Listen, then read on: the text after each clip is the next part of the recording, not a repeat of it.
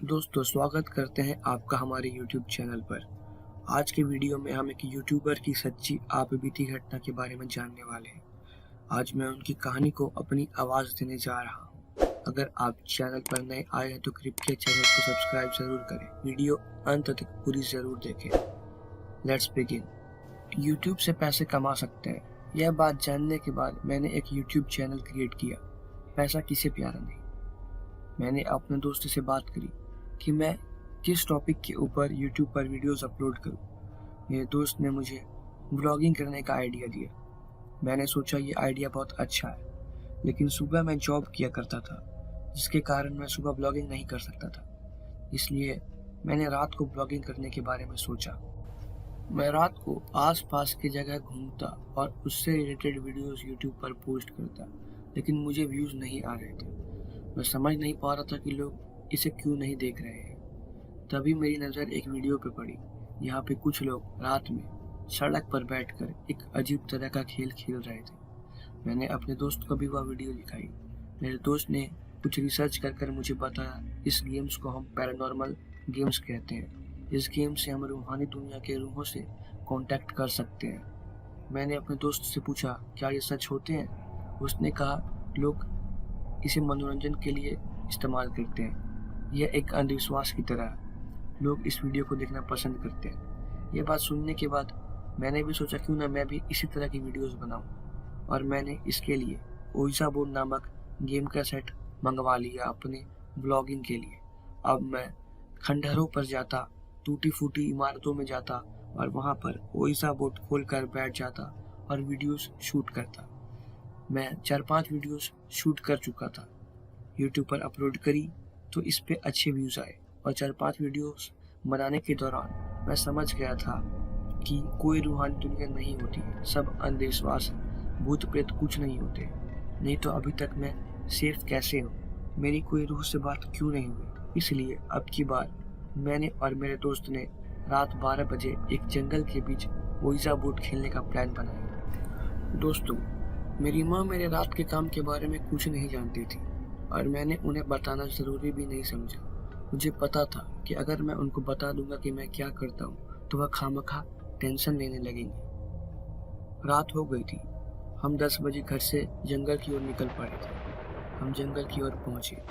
रात 12 बजे हमने वीडियो शूट स्टार्ट की। मैंने ओइजा बोर्ड बीच जंगल पे रखा और चालू हो गया बोलना कि अगर कोई भी रूह आसपास है तो सामने आए। ऐसा करके मैंने बहुत बार आवाज़ लगाई। मैंने बहुत तरह की अलग अलग नामों से रूहों को पुकारा, लेकिन कुछ नहीं हुआ, और जैसा मैं उम्मीद कर रहा था कुछ होने भी नहीं वाला था। वीडियो शूट कंप्लीट की और घर को वापस आया। अगली सुबह मेरी माँ ने मुझे ऐसी बात बताई जिससे मेरे रोंगटे खड़े हो गए। मेरी माँ ने कहा कि उसके सपने में रात को एक औरत आई थी, और वह उन्हें साफ साफ अक्षरों में बता रही थी कि तुम्हारा बेटा रोज रात मुझे बुलाता है, अगर मैं आ गई तो उसे जान से मार डालूंगी, उसे रोक लो। माँ की बातें सुनकर मैं डर चुका था, लेकिन इतना भी नहीं कि मैं वीडियोस बनाना बंद कर देता। मैंने माँ को समझाया कि ये तुम्हारा वहम है। हाँ, मगर मैं ऐसे ही रात में वीडियो शूट करता हूँ। मैंने माँ को पूरी बात बताई। माँ डर गई, मुझे मना किया, लेकिन मैंने माँ की बात नहीं मानी। अगले दिन मैं फिर उसी जंगल में गया, फिर वीडियो शूट की, लेकिन आज कुछ हुआ। ऐसा महसूस हुआ जैसे कोई मुझे देख रहा हो। मेरे दोस्त ने कहा, यहाँ से निकल जाना ही सही रहेगा। उसे भी कुछ अजीब सा महसूस हो रहा था। मुझे कुछ ज़्यादा ही अजीब लग रहा था। मैंने उसे तुरंत कहा, चलो घर चलो। मैं घर आया, हाथ पैर धोया और बिस्तर पर सोने के लिए लेट गया। मेरी आंख लग गई और मैंने अचानक ऐसा महसूस किया जैसे सपने में कोई आकर मुझ पर जोर जोर से चिल्ला रहा हो और कह रहा हो कि तुम मुझे बुला रहा था ना, ले मैं आ गई, ले मैं आ गई, ले मैं आ गई। इतना सुनते ही कि मेरी नींद टूट गई। मैं उठा तो देखा सुबह के 5 बज रहे थे। उसके बाद मैंने सोने की हिम्मत नहीं की। अगले दिन से मानो जैसे हमारे साथ कुछ अच्छा नहीं हो रहा था।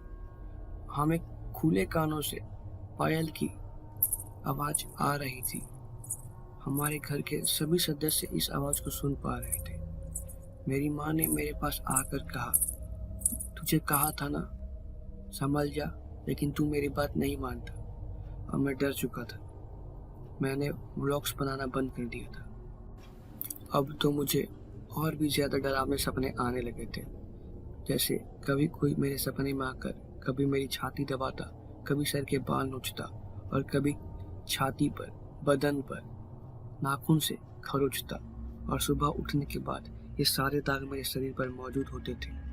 मेरी हालत खराब होती जा रही थी। मेरी माँ ने सब बातों को समझकर अपने घर में एक तांत्रिक को बुलाया। तांत्रिक ने आते के साथ यह साफ साफ कह दिया कि यह रूह अपनी मर्जी से नहीं आई है, इसे बुलाया गया है। मैंने सारी बात तांत्रिक को बता डाली। तांत्रिक ने कहा, तुमने अनजाने में ही सही इस रूह का आवाहन किया है, इसीलिए यह तुम्हारी रूह को लेने आई है। ये तुम्हारे परिवार में सभी सदस्यों को मारना चाहती है और तुम्हें मारे बिना ये जाएगी नहीं। हमने तांत्रिक के सामने हाथ जोड़ी और कहा, बाबा मदद करें। उन्होंने पूरे घर को एक ताबीज दी और पूरे घर के बाहर रक्षा सूत्र बांधा। उस तांत्रिक ने पूरे घर को मंत्र से बांधा, हमारे शरीर को मंत्र से बांधा और 2 दिन तक पूजा अर्चना की। उसके बाद उस रूह को पकड़कर एक मटके में डालकर उसे कहीं पर दफना आया और उसने हमें साफ साफ बताया कि अब जो यह मटके को खोलेगा, ये गलती से मटके से टकराएगा, अब वह रूह उसके पीछे लग जाएगी। इस रूह से बचने का हमारे पास कोई दूसरा तरीका नहीं था।